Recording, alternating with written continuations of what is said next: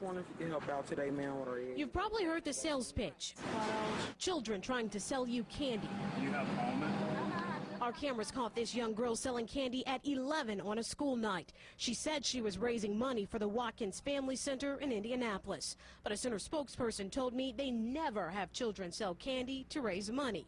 We also found this boy in mid-September selling outside this Northside gas station. With the Juniors Career Program, it's to keep teenagers off the streets, trouble away from gangs, drugs, and violence. He's polite with the rehearsed sales pitch. All items are 1 for 6 or 2 for 10. And he quickly shared. Personally, we do get paid for doing this, but me, like the money that I do get, like I try to be halfway responsible. I probably get like my mama like $30 to help pay the gas bill or something. Lori Torres with the state's Department of Labor says if a child is being paid, that's the first red flag. You can't get paid by the box, you can't get paid by the hour, and you also have to be doing it for a not-for-profit. Can I see this? Of course. On the surface, what he's doing seems like it's for a good cause, but on the flyer he showed us, the website address didn't work. No one responded when we tried to email and call. We couldn't find any proof that the Junior Career Program exists. Even people at the gas station suspected something fishy. An employee told him to leave. What's that? Peanut brittle, chocolate noodles, chocolate. October 27th, a Saturday, 3 p.m. I-Team 8 spots two boys who say they're 13. Their speech familiar. Who do you work for again? The Junior Career Program. Different flyer, but the same group as before. You dug a little bit further and did a little more investigating to find out that that isn't anything that you could track down or source as a legitimate not-for-profit business. The Department of Labor believes what we've caught on camera are violations of the state's child labor laws. Youth peddling is prohibited for kids that are under 16 if they're getting paid, and it's not a recognized, legitimate, not-for-profit entity. So we wanted to find out who's supervising these children. Who is over your program? I-Team 8 made several attempts over a few weeks to reach the man named Ron, who both boys named as their supervisor. After getting no response, we visited Ron's home on the city's east side. We wanted to talk to him. Are you Ron? No. About the Junior Careers Program? 2 hours later, my phone rang. It was this woman, Vernell Miller. She said she and her nephew Ron run the Junior Career Program. She referred us to this website. We checked it out and discovered it was created October 11th, 2 weeks after our first call to find Ron. And that's where this story took a turn. It's been inspired by the death of my grandson, Jarrell Tucker. Jarrell Tucker was shot and killed in August. Miller told me the Junior Career Program started because of his death. The best way to work through the grieving is to do something positive and help someone. And that's what our company intends to do. The website describes Jarrell as a top candy seller, even though she told me they started selling candy after he died. A month later, they're still not registered as a not-for-profit, and they're still giving kids a cut of the money they make. All things the law doesn't allow. Who's at fault here? The children are never going to be at fault, right? I mean, they're minors. They're adults that are making decisions for them. I mean, one might say, hey, they're selling candy. What's the big deal? They're not selling drugs on the street corner. I'd rather have my child selling candy than drugs too, but it isn't permitted, and there are dangers associated with it. This activity is officially called youth peddling. The U.S. Department of Labor says there are injuries and even deaths connected to these types of activities. All of the men and women buried here were prepared to make the ultimate sacrifice. Some were killed while serving their country. Among the vets buried here, Michael Anderson.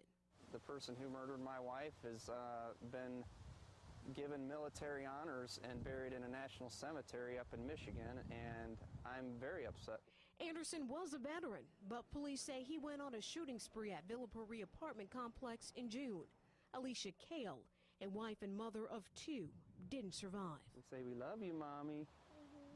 Now, her husband Paul and young children visit her gravesite every day. Paul says the man who ended his wife's life never should have been buried in this cemetery. I'm extremely upset by the fact that he's been buried there, which is a violation. The crux of the controversy centers around the rules for internment outlined by the U.S. Department of Veterans Affairs. The guidelines say, in part, veterans aren't eligible for burial in a VA national cemetery.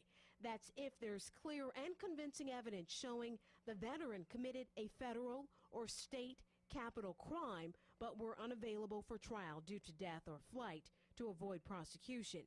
Police say Anderson took his own life avoiding prosecution, but still, he was buried here.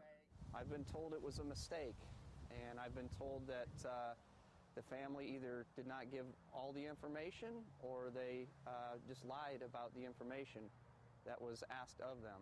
Whatever the case, Paul Kale doesn't want it to happen to anyone else. He knows firsthand burying someone you love is hard. I was not prepared for to be a single parent, so it's very challenging. I'm not afraid to tell anyone this. I always miss her cooking every day. Not only does he miss her cooking, but he misses his wife's beautiful smile. Now, earlier in the evening, I spoke with a representative from the U.S. Department of Veterans Affairs. That representative told me the department takes its responsibility seriously. She released a statement saying in part, quote, cemetery officials at Fort Custer National Cemetery and Battle Creek, Michigan found out about the crime in Indianapolis only after the interment was complete.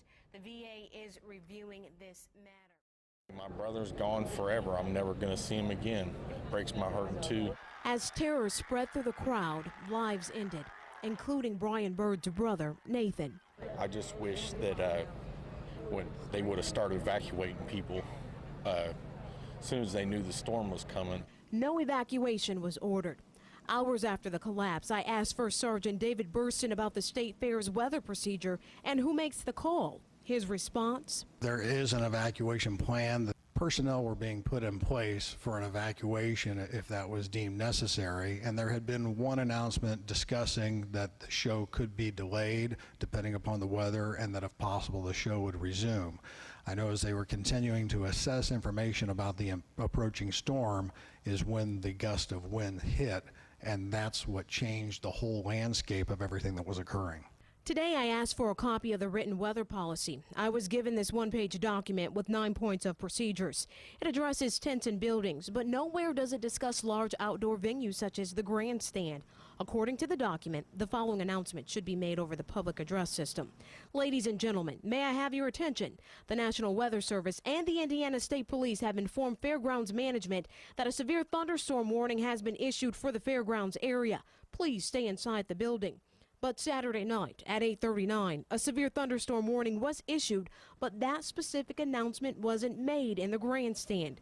Now, Nathan Bird's family and others question if correct procedures were followed. It would have saved maybe my brother's life and the other people out here that lost their life.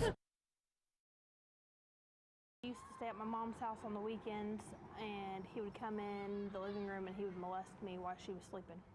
Ashley Schottner says the sexual abuse happened behind the walls of this home on Ohio Street. What was the hardest part about all of this for you growing up? Just knowing that happened, having to think about it all the time, having to go to my mom's house and spend the night, and knowing that he's going to come in there and do that to me while I'm sleeping.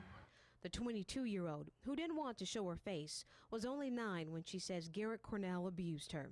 Cornell is the Noblesville bus driver accused of videotaping a sexual encounter with another 9-year-old. Cornell is her mom's ex-boyfriend. I was afraid to tell, but after a while I ended up saying something. And so did her mother. Tuesday, we showed you a copy of the report the family says Child Protective Services turned over to Anderson PD in 1999. According to this document, CPS substantiated the child molestation claims against Cornell and turned its case over to Anderson Police for further investigation. But there were no criminal charges. During that time, we were transitioning from an old system, from an index card system to a New World system on our computers. Could have been lost in cyberspace. It's possible, and that's why we couldn't pull it up. The victim still can file a police report. And an investigation can be opened into a molest. More than likely I will. I mean, he's going to get life in prison anyway, so what's a few more charges? I am angry about it because it took this long. I'm wondering how many other people there are out there that he did this to that they haven't said. they haven't spoke up and said that he's touched them yet, and I want them to come out about it. I want them to not be afraid anymore. I want them to come out and say that he's done this to me too.